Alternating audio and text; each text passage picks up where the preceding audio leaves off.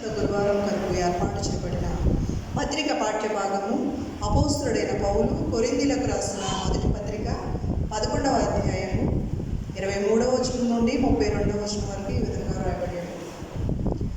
నేను మీకు అప్పగించిన దానిని ప్రభువు వలన పొంది తిని, ప్రభువైన యేసు తాను అప్పగింపబడిన రాత్రి ఒక రొట్టెను ఎత్తుకుని కృతజ్ఞతాస్తుతులు చెల్లించి దానిని విరిచి, ఇది మీ కొరకైన నా శరీరము, నన్ను జ్ఞాపకము చేసుకున్నటకై దీనిని చేయుడని చెప్పాను. ఆ ప్రకారమే భోజనమైన పిమ్మట ఆయన పాత్రను ఎత్తుకుని, ఈ పాత్ర నా రక్తము వల్లైన క్రొత్త నిబంధన, మీరు దీనిలోనిది త్రాగునప్పుడల్లా నన్ను జ్ఞాపకం చేసుకున్నటకై దీనిని చేయుడని చెప్పాను.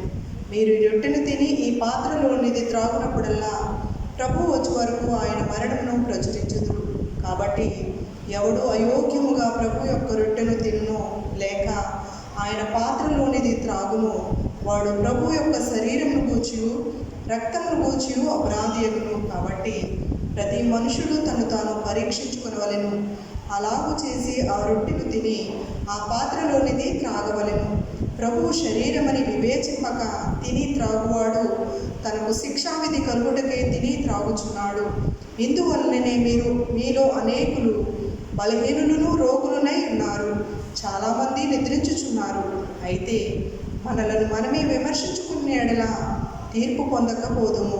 మనము తీర్పు పొందిన ఎడల లోకముతో పాటు మనకు శిక్షావిధి కలుగకుండానట్లు ప్రభువు చేత శిక్షింపబడుచున్నాము. ఈ వాక్యం ఇంత పర్యంతం.